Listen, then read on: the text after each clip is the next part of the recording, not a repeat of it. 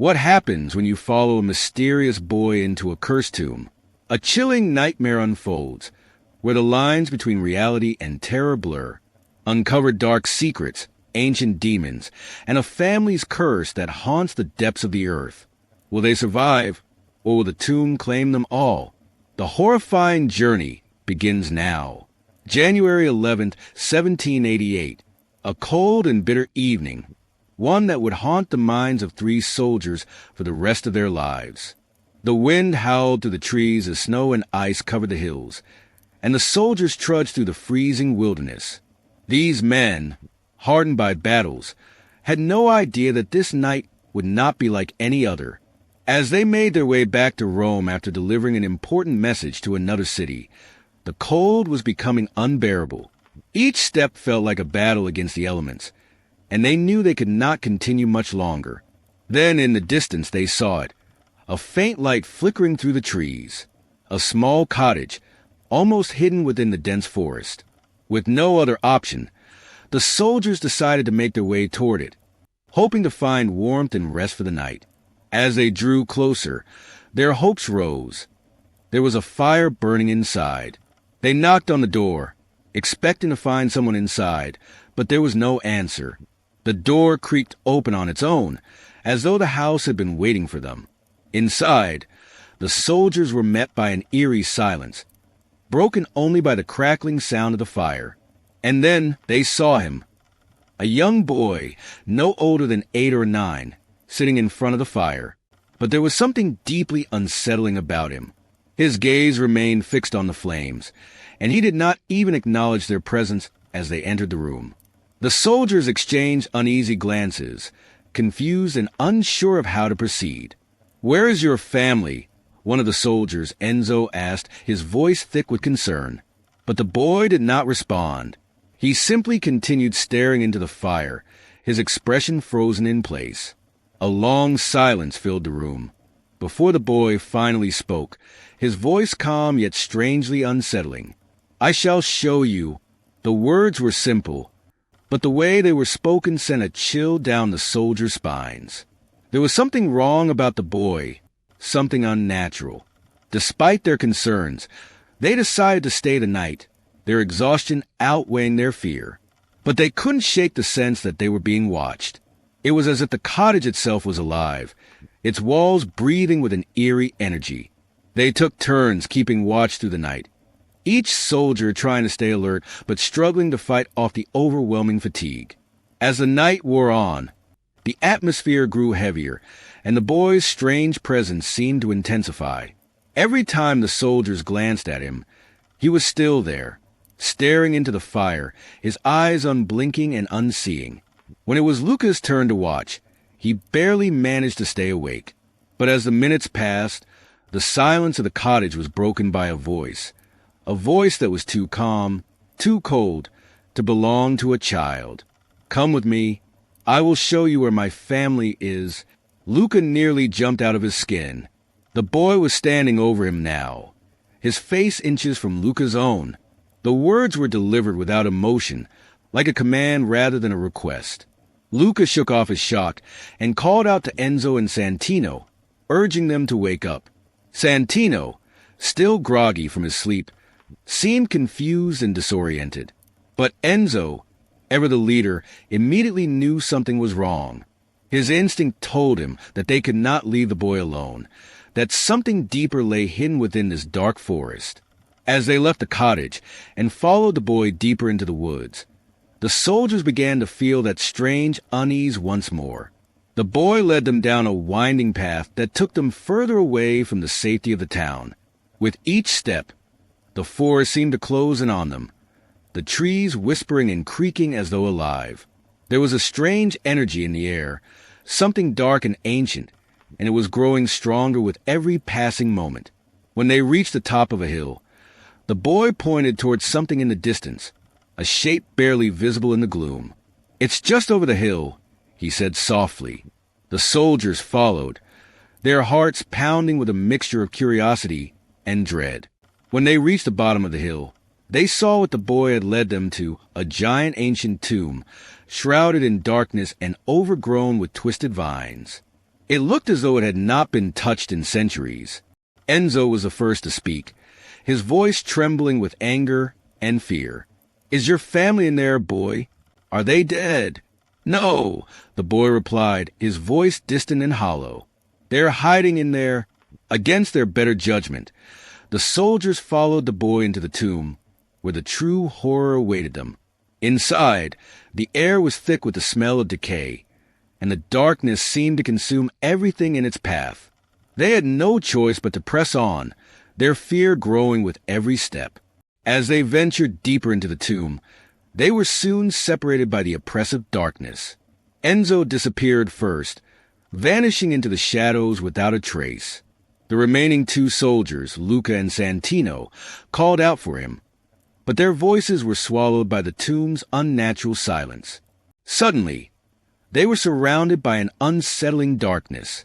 It was as if the tomb itself was alive, its walls closing in around them. The ground beneath their feet seemed to shift, and the air grew colder, thicker. As they stumbled through the darkness, they heard strange whispers, voices that seemed to come from nowhere, urging them to follow. In that moment, the soldiers realized they were no longer in control of their fate. They had entered a realm beyond their understanding, a place where the laws of reality no longer applied. The boys' cryptic words echoed in their minds, and they began to realize that their journey into the woods had been a mistake. They were not here to help a lost child. They were here to face something far darker and far older than they could have ever imagined. The soldiers' terror reached its peak as they realized the full extent of the curse that had ensnared them. The tomb was not merely a resting place for the dead. It was a gateway to something far more sinister. The boy was not a child at all. He was the key to unlocking a demonic force that had been lurking in the darkness for centuries. As they tried to escape, they found themselves trapped in an endless loop, unable to find their way back to the entrance. The darkness seemed to stretch on forever, with no end in sight. And in the distance, they heard the faint sound of footsteps. Footsteps that were not their own. It was a night that promised nothing but rest for three weary soldiers traveling through the desolate, fog-covered forest near the outskirts of Rome. The weather was cold, and the distant sound of wolves howling added an eerie touch to the atmosphere. Exhausted from their journey, they came across an abandoned cottage, its crooked silhouette standing ominously against the dark sky. They decided to take shelter there for the night, unaware that the very act of seeking refuge would plunge them into a world of unspeakable horror. As they stepped inside the cottage, a thick silence greeted them. The air was musty, filled with the scent of aged wood and dampness. Their eyes adjusted to the dim light, and that's when they saw him. A young boy, no older than 12, was sitting motionless by the hearth. His gaze was fixed on the crackling fire, his face pale and gaunt. There was something unsettling about his stillness, as though he wasn't even alive. Luca, the leader of the group, approached him cautiously. "Hey, are you all right?" he asked, his voice breaking the tense silence. But the boy didn't respond. He didn't even acknowledge their presence. His eyes remained locked on the fire, unblinking. The soldiers exchanged uncertain glances. This was strange. An abandoned house in the middle of nowhere with no sign of adults, and yet this boy sat in complete isolation, not reacting to their intrusion. "Where are your parents?" Santino asked gently, his voice laced with concern. Again, the boy didn't respond. Instead, he lifted his hand slowly and pointed toward the back of the cottage, toward a shadowed doorway leading into what appeared to be a storage room. The soldiers hesitated. There was an unspoken sense of danger in the air, but curiosity pushed them forward. Luca led the way, and the others followed closely behind, trying to shake the growing feeling of unease that was creeping in. As they passed the boy, they noticed something even stranger. His lips never moved when he pointed. It was as if he wasn't even speaking, but somehow still conveying a message. They reached the doorway and peered into the room. The air inside was colder than the rest of the house, and the shadows seemed to stretch unnaturally. In the corner of the room, an old chest lay open, its contents barely visible in the dim light. But what caught their attention was the strange, faint scratching noise coming from the far end of the room. Without thinking, Lucas stepped inside the room, drawn by the sound. The others followed, their footsteps hesitant and heavy with dread. The scratching noise grew louder, almost as if something, or someone, was trying to claw its way out from beneath the floorboards. Suddenly, the door slammed shut behind them. The soldiers spun around, only to find that the boy had somehow appeared in the doorway, his face now twisted into a twisted grin that was both childlike and unsettlingly dark. His eyes were no longer vacant. They gleamed with an eerie, unnatural light. "I told you," the boy whispered in a voice that didn't seem to belong to a child. This is where the terror begins. The room seemed to grow colder, the walls closing in on them. The soldiers' breaths became shallow as the air around them thickened with an almost tangible sense of dread. They could feel something malevolent lurking in the shadows, waiting for the right moment to strike. Luca's heart pounded in his chest. "What is this place? What's happening?" he demanded, his voice trembling with fear. The boy remained silent, his grin widening, his eyes glowing with an otherworldly light. Then, slowly, the chest in the corner of the room creaked open by itself. The soldiers stared in horror as the lid slowly lifted, revealing a dark, gaping hole beneath it. The scratching noise grew louder, and from within the darkness, something began to emerge. It was a hand. Long, skeletal fingers reached out, followed by an arm, and then a grotesque, twisted figure began to crawl out from the hole. The soldiers screamed, backing away in terror, but the door was locked tight. There was no escape. The figure continued to emerge, its body twisted and contorted in unnatural ways. It was as if the very air itself had become alive, crawling with darkness. The soldiers tried to move, to fight, but the room seemed to hold them in place, paralyzed by the terror that seeped into their bones. Then, just as the creature was about to reach them, the boy spoke again, his voice echoing in the stillness of the room. "The secrets are alive here, and they want you to—" The soldiers could feel their very souls being drained by the presence of the creature, their strength waning as the darkness enveloped them. And as the boy's eerie laughter filled the room, the soldiers realized the truth. They were trapped, not just in the cottage, but in a nightmare from which there would be no escape. The soldiers, exhausted and desperate for rest, had no choice but to follow the young boy deeper into the dense forest. What had started as a simple need for shelter had now evolved into a bizarre and frightening journey. The boy, eerily silent, led them away from the warmth of the cottage and into the biting cold of the night. As they ventured farther from Rome, a creeping sense of unease began to settle in their hearts.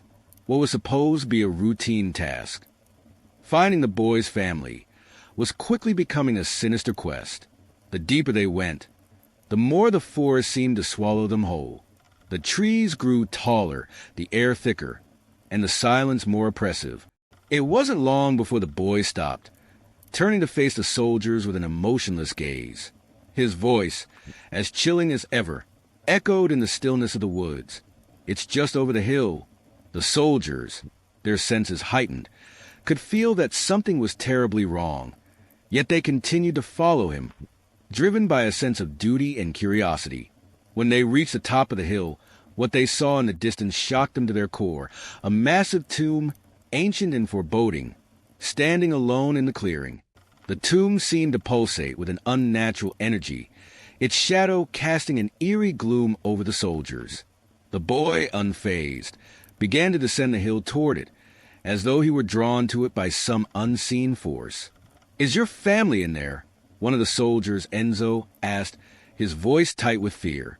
The boy's reply was simple and unsettling. "They are hiding in there." The soldiers were confused but continued to follow, their anxiety growing with each step. As they approached the tomb, a thick darkness seemed to emanate from within, swallowing the light of their torches. The door to the tomb was wide open, and the boy, without hesitation, walked straight into the darkness. Despite their fear, the soldiers felt compelled to follow, unsure what they would find, but knowing they could not leave the boy alone in such a place. Inside the tomb, the air was cold and thick with malevolent energy. It felt as though the walls themselves were closing in on them. As they ventured further into the dark, the sounds of their footsteps echoed eerily, growing louder in the oppressive silence. Each step seemed to bring them closer to something ancient and evil, something far beyond their understanding. The boy's behavior became even more disturbing as he led them deeper into the tomb. He no longer spoke, but his presence was unsettling. His gaze piercing and cold, his movements unnatural. The soldiers, now fully aware that they were no longer in control of their fate, felt trapped in a nightmare of their own making. What had begun as a simple search for a missing family had turned into a descent into an abyss of terror. Suddenly, Enzo, the bravest of the soldiers, stopped dead in his tracks. He had seen something that made his blood run cold. "We need to leave," he whispered, his voice shaking. But it was too late. The tomb had already claimed him. The nightmare had just begun. In the darkness, they could hear strange whispers, voices that did not belong to the boy or anyone they knew. The walls seemed to close in around them, the air growing colder with each passing second. It was as if the tomb itself was alive, feeding off their fear, trapping them in an endless cycle of terror. What they had sought, answers, the boy's family, was now irrelevant. They were now part of something much darker, something beyond their comprehension. The further they ventured, the more they realized they were not just in a tomb, but in the grip of something ancient and malevolent, a force that had been waiting for them all along. As the soldiers ventured further into the tomb, they began to realize that the structure was not just a burial place, but something far more sinister. The air grew colder with each step, and the oppressive silence seemed to close in around them. Their torches flickered, casting long, eerie shadows that danced across the walls. But it was not just the darkness they feared. It was the overwhelming sense of something watching them from the shadows, something they could not see, yet knew was there. Enzo, the leader of the group, was the first to notice the change in the atmosphere. He stopped in his tracks, his breath coming in short, panicked gasps. "This place, it's wrong," he muttered, his eyes scanning the darkness. But before anyone could respond, he suddenly disappeared. One moment, he was there, and the next, he was gone, vanished without a trace. Luca and Santino stood frozen in shock, their hearts racing. "Enzo!" Luca shouted, his voice echoing through the tomb. But there was no answer, only the deafening silence that seemed to smother any sound. The two men hurriedly called out again, their voices tinged with fear, but it was as if the tomb had swallowed their words whole. Panic began to set in as they realized that they were alone. The very walls of the tomb seemed to shift, as though they were alive and reacting to their fear. It was as if the tomb itself had become an entity, a living, breathing nightmare that thrived on their anxiety. The further they moved, the more disoriented they became. The once familiar passageways twisted and turned in ways that defied logic, leaving them lost in a labyrinth of darkness. Suddenly, a sound broke the silence, a low, guttural growl that seemed to come from the very heart of the tomb. It was not an animal's growl, but something far darker, something that sent chills down their spines.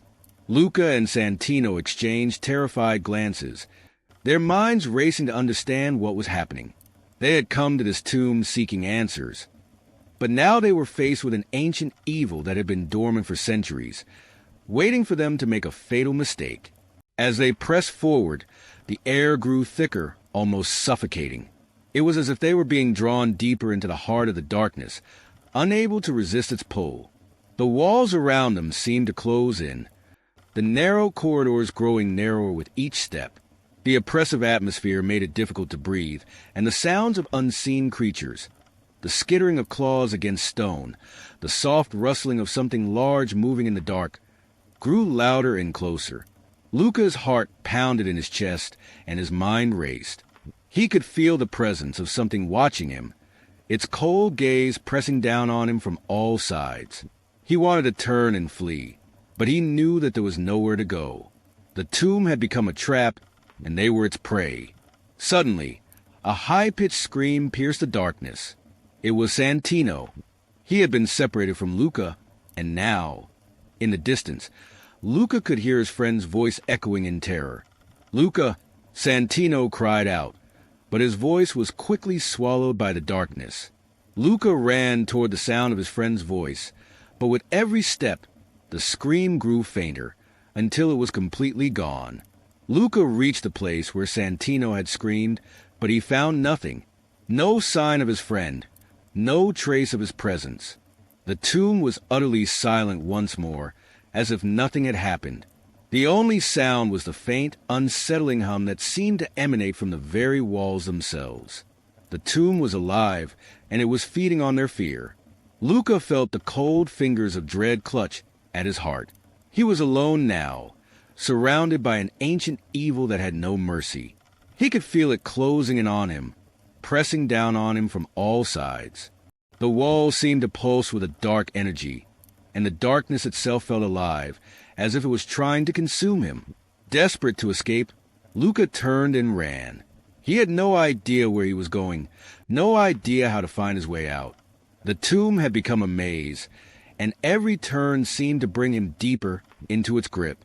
The walls seemed to stretch and contract, the corridors twisting in impossible ways.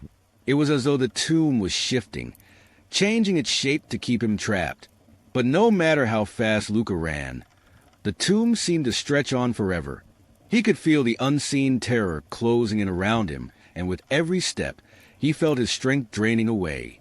The darkness was overwhelming, and he knew that the longer he stayed, the more likely he was to join Enzo and Santino, lost forever in the depths of the tomb. In the end, Luca realized the terrible truth. There was no escape. The tomb was not just a prison for the body, but for the soul. It was a place where the past and present collided, where time itself seemed to stand still. The darkness inside the tomb was not just a physical presence.